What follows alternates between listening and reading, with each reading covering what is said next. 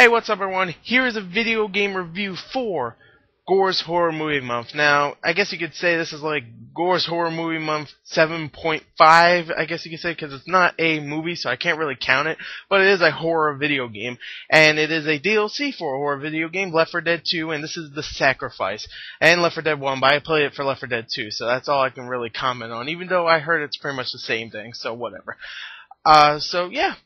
This is going to be a somewhat scripted review. When I mean scripted, I mean it's going to be in category, story, sound, gameplay, graphics, all that.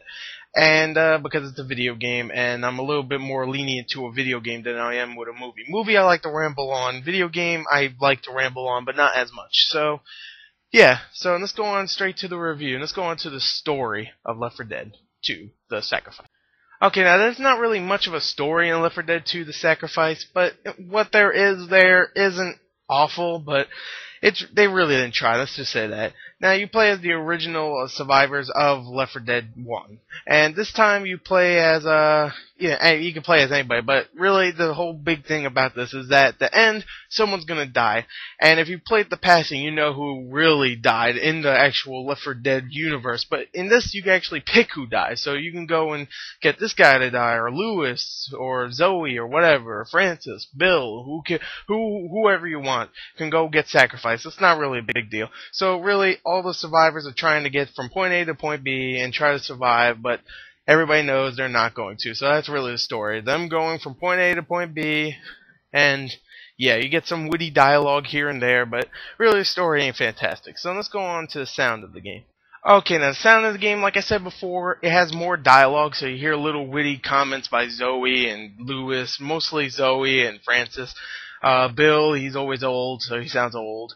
And most of the voice acting is the same. You still got Jen Tyler, who voices Zoe. I'm pretty sure that's her name. She's the same voice as Cortana, so.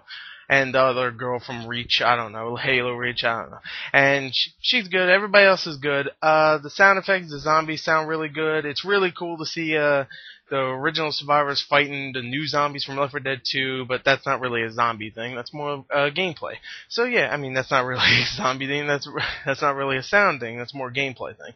So yeah, not much has changed in the sound. So another category that's somewhat useless, but yeah, sounds still really good in this game. Okay, now the graphics in Left 4 Dead 2, The Sacrifice, are pretty much the same. I mean, you get some new environments. The new environments look pretty good. You get some new, you don't get a weapon, you get like an environmental weapon. You get an explosive barrel, so you can shoot it and flames will go everywhere. And that's pretty cool. I mean, there is already one, there's a Molotov, and then there's a gasoline can you can shoot. But this one actually makes a huge freaking thing of fire, and that's kind of cool. You get all the old, all the new and old special infected, like I said before, in Left 4 Dead 2, No Mercy, which comes from Left 4 Dead 1. There's a campaign from Left 4 Dead 1 that comes into Left 4 Dead 2, so you get all those into the No Mercy campaign that was in Left 4 Dead 1 that you get in Left 4 Dead 2. They just brought it over, and that's really cool to see in that environment, and all the blood and gore that was in Left 4 Dead 2 that wasn't in Left 4 Dead 1. And the environment looks pretty much the same. It's still pretty muddy. The character models are really good. The zombies look really good. All the character models look really good, except the textures for the buildings and the grass and all that. Not really great, but still not bad. Lighting effects are pretty good also. So let's go on to the gameplay of this game. Okay, now the gameplay in Left 4 Dead 2, The Sacrifice, is pretty much the same as any other Left 4 Dead 1, 2, or The Passing.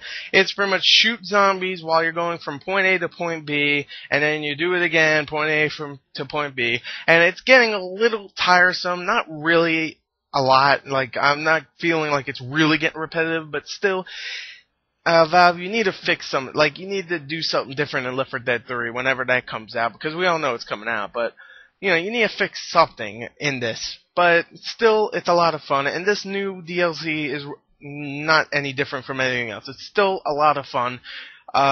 You get, like the environmental stuff, I said, you get the tank canister, you get all the special infected from all Left 4 Dead, and you get it in the No Mercy campaign with all the with all the old survivors, which is really cool because they're still probably the best bunch of survivors yet. And you also get No Mercy, like I said, so that's one campaign. You also get another campaign of The Sacrifice, obviously, what this is named after, and that's about 30 minutes to an hour long, and so is the No Mercy campaign, but you can also play them over and over again, and they're still fun. Like, I would say you'll probably play, if you're like me, you'll probably play the Sacrifice maybe 2 or 3 times, then you're done. But No Mercy's one of those campaigns that was always fun in Left 4 Dead. I would always want to play it, and it was so much fun. The Sacrifice, not so fantastic, but still pretty fun. But it's more like any other campaign in any Left 4 Dead game. It's more like, I don't want to play this one. I want to play this one because this one's much better, like No Mercy. And yeah, so what you're getting is something that's much better than the actual, name of the DLC, but it's been out already on Left 4 Dead 1. So if you haven't played Left 4 Dead 1, definitely go get this for 560 Microsoft points, because you get 2 new campaigns for yourself. But for us that play Left 4 Dead 1, you only get 1 new campaign, and one we've played before, but with some added things. So overall, I still like this DLC. Not fantastic, but still pretty good. So overall, I'll just give it a final score of 7.5 out of 10. A little disappointing, somewhat, but still somewhat fun. So, I'd say a lot of fun. So yeah, if you have 560 Microsoft points, then go ahead, buy it if you have the 360. If it's a PC, then guess what? You have it for free. So there you go. Free is always good. So, yeah, there you go. There's my review, and Gors Horror Movie Month, Video Game Month, whatever, will continue. Yeah, bye.